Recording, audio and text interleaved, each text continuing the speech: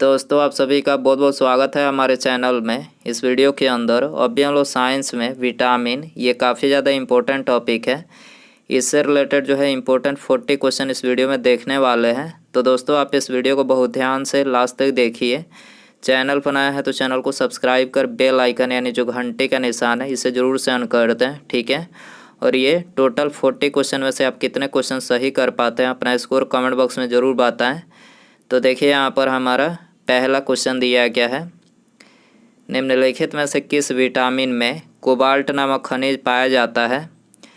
तो देखिए correct answer option C हो जाएगा। विटामिन B12 में जो है ये कोबाल्ट नामक खनिज पाया जाता है। इसके अलावा विटामिन B12 की बात करें तो इसका रासायनिक नाम क्या होता है। तो देखिए इसका जो रासायनिक नाम होता है वो होता है साइनोकोबाल्बिन। क्या होता है? साइनोकोबाल्बिन जो है इसका रासायनिक नाम होता है।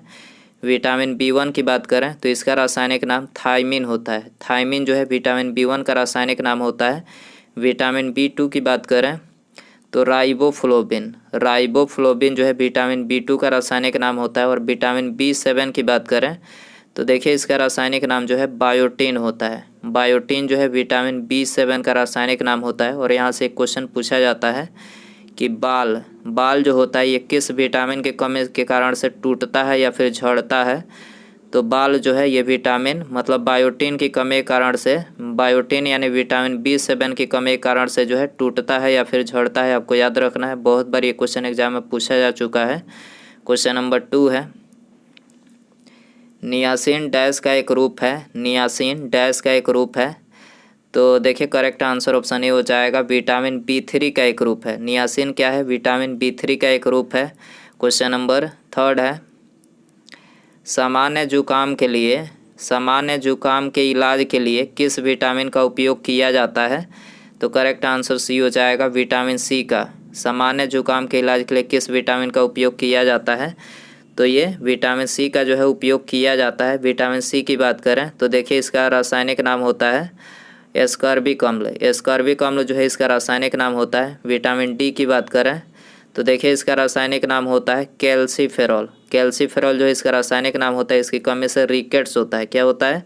रिकेट्स जो है विटामिन डी की कमी से होता है। विटामिन ई की बात करें तो इसका रासायनिक नाम होता है टोकोफेरॉल। टोकोफेरॉल जो है विटामिन ई का रासायनिक नाम होता है। और इसकी कमी से जनन क्षमता में कमी, जनन क्षमता में जो है कमी आती है। याद रखना है आपको। क्वेश्चन नंबर 4 है, निम्नलिखित में से कौन सा एक आयरन का सबसे प्रचुर स्रोत है। तो करेक्ट आंसर ये हो जाएगा हरी सब्जियां। हरी सब्जियां जो है ये आयरन का सबसे प्रचुर स्रोत है। क्वेश्चन नंबर 5 है, पेलाग्रा नामक रोग किसकी कमी के कारण होता है। वेरी इंपॉर्टेंट क्वेश्चन है ये, बहुत बार क्वेश्चन पूछा गया प्रश्न है। तो देखिए पेलाग्रा नामक जो रोग होता है तो ये नियासिन की कमी से, नियासिन यानी विटामिन B3 की कमी से जो है ये पेलाग्रा नामक रोग होता है। आपको याद रखना है, डी आंसर हो जाएगा। क्वेश्चन नंबर 6 है, मानव शरीर में जल की मात्रा कितनी होती है। मानव शरीर में जल की मात्रा कितनी होती है। तो देखिए मानव शरीर में जल की मात्रा 80% होती है। कितनी होती है? 80%। डी आंसर हो जाएगा। इसके अलावा मानव शरीर में नमक की मात्रा पूछा जाए कितना होता है तो 0.4% जो है ये मानव शरीर में नमक पाया जाता है। और एक सामान्य मनुष्य के अंदर रक्त यानी ब्लड जो होता है वो कितना पाया जाता है। तो ये 5 से 6 लीटर पाया जाता है। 5 से 6 लीटर जो है एक सामान्य मनुष्य के अंदर ब्लड यानी रक्त पाया जाता है। क्वेश्चन नंबर 7 है, निम्नलिखित में से कौन सा एक प्रोटीन का सबसे उत्तम स्रोत है। प्रोटीन का सबसे उत्तम स्रोत कौन सा है। तो सोयाबीन। सोयाबीन जो है ये प्रोटीन का सबसे उत्तम स्रोत है। डी आंसर हो जाएगा। सोयाबीन में प्रोटीन की प्रतिशत मात्रा कितनी पाई जाती है तो 42%। 42% जो है सोयाबीन में प्रोटीन की प्रतिशत मात्रा पाई जाती है। क्वेश्चन नंबर 8 है, मानव शरीर में सबसे प्रचुर मात्रा में पाया जाने वाला तत्व कौन सा है। तो सबसे प्रचुर मात्रा में कौन सा तत्व मानव शरीर के अंदर पाया जाता है। तो ये ऑक्सीजन पाया जाता है। ऑक्सीजन पाया जाता है 65%। आपको याद रखना है कितना पाया जाता है। ऑक्सीजन सबसे अधिक पाया जाता है 65%। डी आंसर हो जाएगा। क्वेश्चन नंबर 9 है, 1 ग्राम वसा देती है। 1 ग्राम वसा जो है देती है तो ये 9 कैलोरी ऊर्जा देती है। सी आंसर हो जाएगा।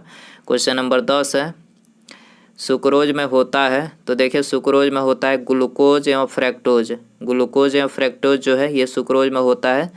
बी आंसर हो जाएगा। क्वेश्चन नंबर 11 है, निम्नलिखित में से कौन सा विटामिन रक्त को जमाने में मदद करता है? कौन सा विटामिन रक्त को मतलब थक्का बनाने में मदद करता है? तो ये विटामिन के। विटामिन के जो है रक्त को थक्का बनाने में मदद करता है, आप सभी को पता ही होगा। विटामिन के का रासायनिक नाम पूछा जाए तो फिलोक्विनोन। फिलोक्विनोन जो है इसका रासायनिक नाम होता है। और इसके स्रोत, विटामिन के स्रोत पूछा जाए, टमाटर, हरी सब्जियां जो है इसके मुख्य स्रोत हैं। हरी सब्जियां और दूध, ठीक है, इसके मुख्य स्रोत हैं। और रक्त को थक्का बनाने में कौन सा प्रोटीन सहायक होता है ये पूछा जाए तो फाइब्रिनोजन नामक प्रोटीन होता है, वही जो है रक्त को थक्का बनाने में सहायक होता है, याद रखना है आपको। क्वेश्चन नंबर 12 है, सामान्य मूत्र में विद्यमान ग्लूकोज का प्रतिशत कितना होता है? सामान्य मूत्र में विद्यमान ग्लूकोज का परसेंटेज कितना होता है? तो 0% होता है। डी आंसर हो जाएगा। क्वेश्चन नंबर 13 है, निम्नलिखित में से किस विटामिन के कमी के कारण मसूड़ों से रक्त आता है और दांत हिलने लगता है? तो करेक्ट आंसर सी हो जाएगा। विटामिन सी की कमी के कारण से जो है मसूड़ों से रक्त आता है और दांत क्या होता है? हिलने लगता है, याद रखना है।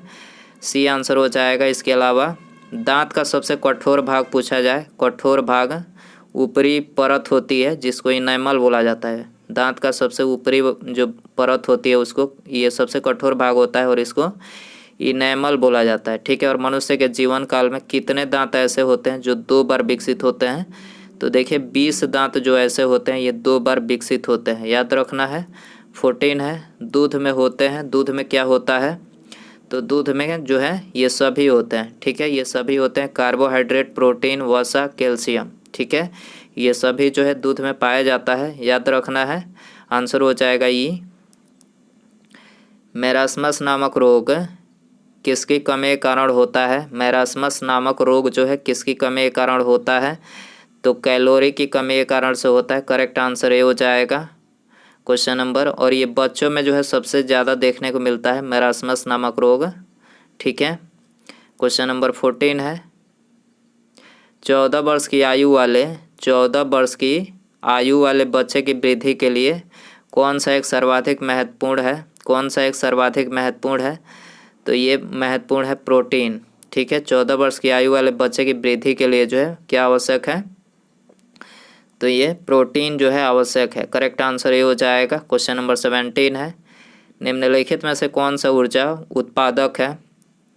कौन सा ऊर्जा उत्पादक है? तो करेक्ट आंसर बी हो जाएगा, कार्बोहाइड्रेट। कार्बोहाइड्रेट उत्पादक है। कार्बोहाइड्रेट की बात करें तो खिलाड़ियों को तत्काल ऊर्जा के लिए जो है कार्बोहाइड्रेट जो है ये खिलाड़ियों को तत्काल ऊर्जा के लिए दिया जाता है, आपको याद रखना है। क्वेश्चन नंबर 18 है, विटामिन सहायता नहीं करता है, विटामिन जो है सहायता नहीं करता है किसमें? ऊतकों में एंजाइम के निर्माण में। ऊतकों में एंजाइम के निर्माण में जो है विटामिन सहायता नहीं करता है। करेक्ट आंसर ये हो जाएगा। दोस्तों यदि आपको वीडियो पसंद आ रहा है तो प्लीज़ वीडियो को लाइक करें, अपने दोस्तों में शेयर करें, और चैनल पर आए हैं तो चैनल को सब्सक्राइब करके बेल आइकन जरूर से ऑन कर दें, ठीक है। अगला क्वेश्चन देखते हैं। क्वेश्चन नंबर 19 है, छीली हुई सब्जियों को धोने से कौन सा विटामिन निकल जाता है? वेरी इंपॉर्टेंट, छीली हुई सब्जियों को धोने पर कौन सा विटामिन निकल जाता है?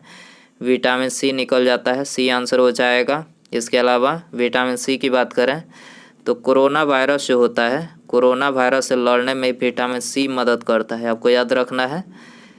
कोरोना वायरस से विटामिन सी जो होता है ये कोरोना वायरस से लड़ने में मदद करता है, याद रखना है आपको।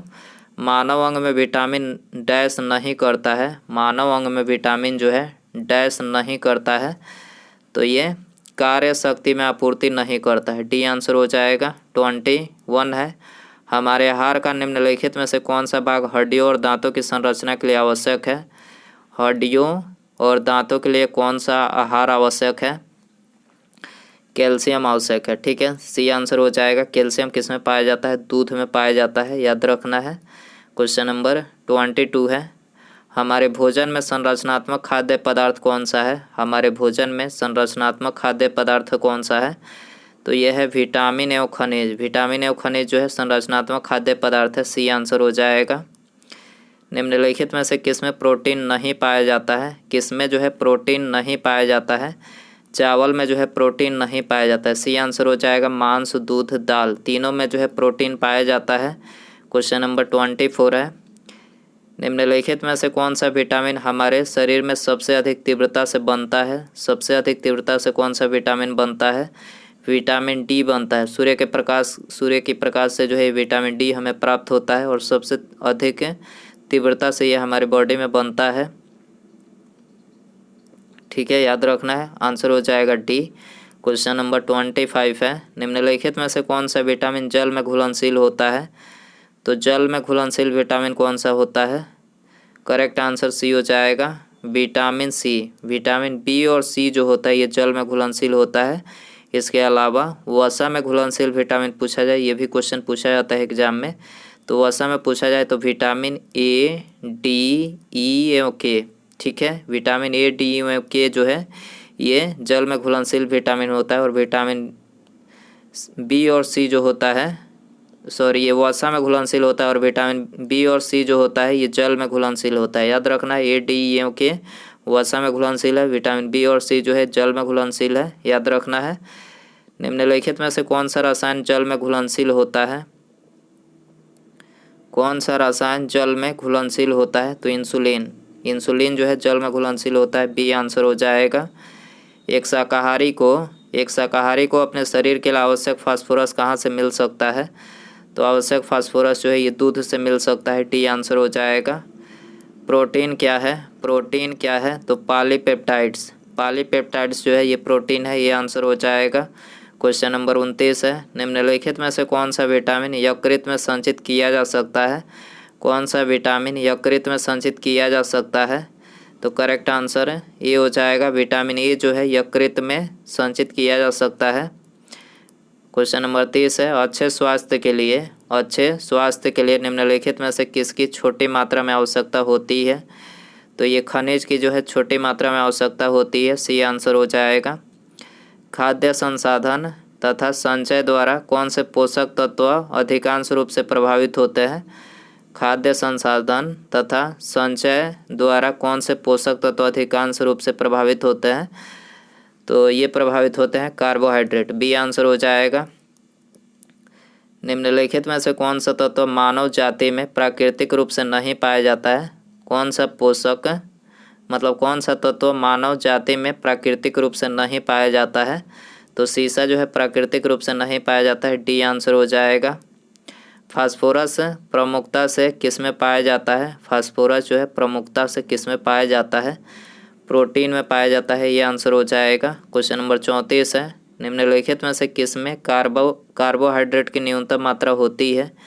किस में कार्बोहाइड्रेट की न्यूनतम मात्रा होती है? तो मटर में जो है न्यूनतम मात्रा होती है, डी आंसर हो जाएगा। निम्नलिखित में से कौन सा कथन असत्य है? कौन सा कथन असत्य है? पहला ही कथन असत्य है, दूध में कोई विटामिन नहीं होता है। तो देखिए ये कथन मतलब बिल्कुल गलत है, दूध में विटामिन पाया जाता है। बाकी जो 3 दिया गया है ये करेक्ट है। विटामिन ए, इसको रेटिनल इसका रासायनिक नाम है, इसकी कमी से त्वचा सूखी व चकत्तेदार हो जाती है, बिल्कुल करेक्ट है। स्कर्वी का एक लक्षण जोड़ों में दर्द है। विटामिन बी, जिसे थायमिन इसका रासायनिक नाम है, इसकी कमी से हृदय आघात यानी हार्ट फेलियर भी हो सकता है। तो याद रखना ये तीनों करेक्ट है, पहला गलत है, गलत पूछा गया था, ऑप्शन ए यहाँ पर करेक्ट हो जाएगा। पाचन क्रिया में प्रोटीन किस पदार्थ में बदल जाते हैं? पाचन क्रिया में प्रोटीन जो है किस पदार्थ में बदल जाते हैं? तो ये एमिनो अम्ल में बदल जाते हैं, सी आंसर हो जाएगा। इसके अलावा प्रोटीन बनाने के लिए कितने एमिनो अम्ल की आवश्यकता होती है? कितने एमिनो अम्ल की आवश्यकता होती है? 20 एमिनो अम्ल की आवश्यकता होती है। लौह आवश्यक है। तो देखिए उपर्युक्त सभी के लिए आवश्यक है, ठीक है। लोहा जो है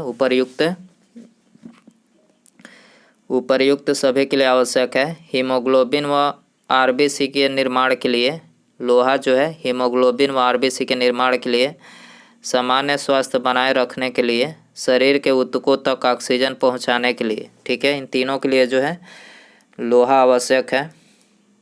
निम्नलिखित में से कौन सा विटामिन खाना पकाते समय नष्ट हो जाता है? कौन सा विटामिन खाना मतलब पकाते समय नष्ट हो जाता है? तो करेक्ट आंसर बी हो जाएगा, विटामिन सी जो है ये खाना पकाते समय नष्ट हो जाता है। भोजन में शर्करा की जांच किसे डालकर की जाती है? भोजन में शर्करा की जांच किसे डालकर की जाती है? तो ये आयोडीन को डालकर की जाती है। ये आंसर हो जाएगा। क्वेश्चन नंबर 40 है और ये हमारा इस वीडियो का लास्ट क्वेश्चन है। पशुओं में मिल्क फीवर